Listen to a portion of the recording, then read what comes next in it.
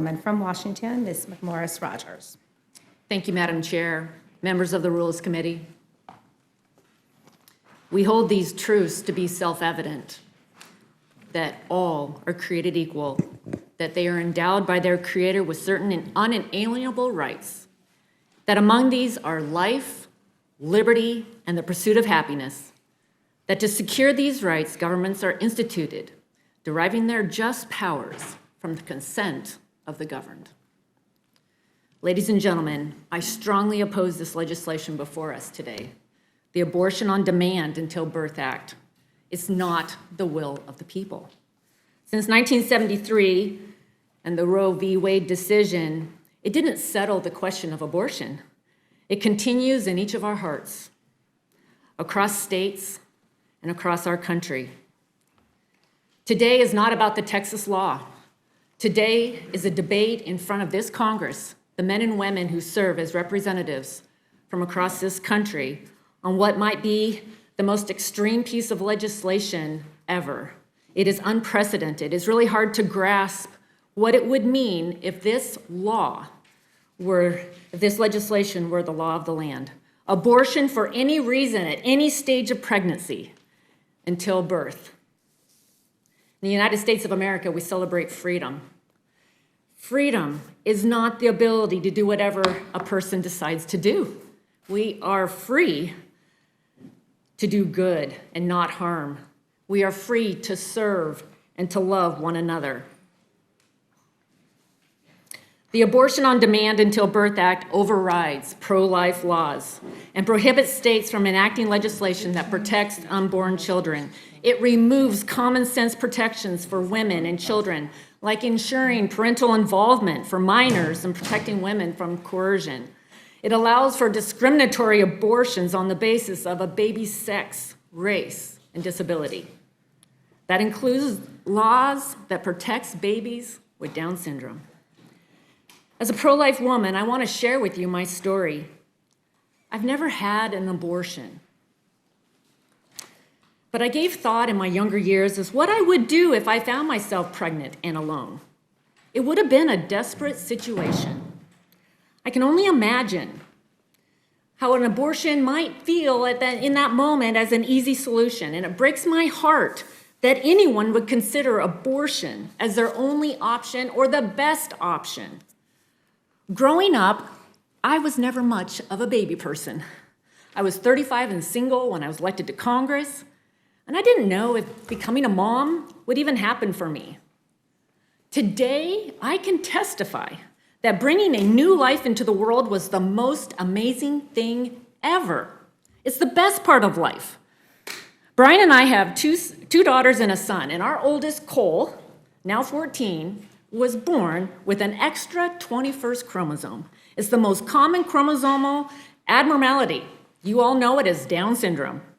And in this debate over abortion, Down syndrome has been at the forefront all along. When Cole was first born, I wanted to change the name of Down syndrome, wondering who came up with this name. And then I read Dr. John Landon Downs' biography. He was an extraordinary pharmacist in the mid-1850s that first identified the common characteristics that we know today as Down syndrome. So maybe we should call it Dr. John Down syndrome. And he went on to build a home and provide support for people who are often cast aside from society. I also learned about Dr. Jerome Lejeune. So he was pro-life, first discovered the genetic cause of Down syndrome in 1958, an extra chromosome 21. And it was only a few years earlier that he and others had identified that all of us, people, have 23 pairs of chromosomes. Around the same time, Western countries were beginning to draft pro-abortion laws. Dr. Lejeune has said himself that because he was pro-life, he was passed up for a Nobel Prize. The results of his research should have been used to advance cures. His mission was to save lives and to protect the most vulnerable. But unfortunately today, and against the mission of the late Dr. Lejeune, the results of his research are often used to identify chromosome abnormalities as early as possible with the aim of terminating the pregnancy. My hope is that we all learn, that we open our hearts to the science, to the research, the technology, and reject abortion. It's inhumane. As Pope Francis calls it, we've adopted a throwaway culture for the weak, the disabled, the disposable. It's not science, it's not the latest research. Because of technology today, we can see a baby develop day by day in the womb. Doctors perform prenatal surgeries to save lives. I think about Frank Stevens, who Tom Cole invited to testify before Congress.